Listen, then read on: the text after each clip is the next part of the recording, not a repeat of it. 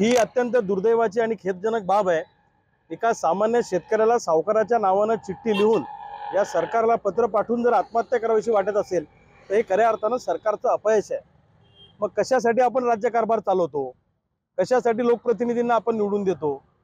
जर आपल्या जिल्ह्यातले लोक जर अशा पद्धतीने म्हणणार असतील तर जो कोणी सावकार असेल त्याच्या मुसक्या आवळून त्याला फरफटत पोलीस स्टेशनला आणला पाहिजे।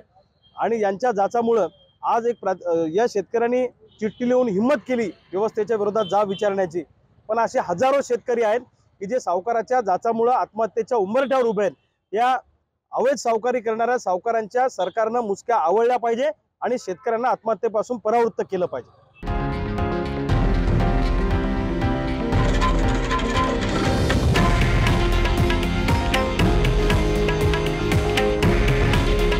हे आहे देशातील नंबर 1 न्यूज नेटवर्क आणि आपण पाहत आहात TV9 मराठी। काळजी तुमची, हित महाराष्ट्राचं।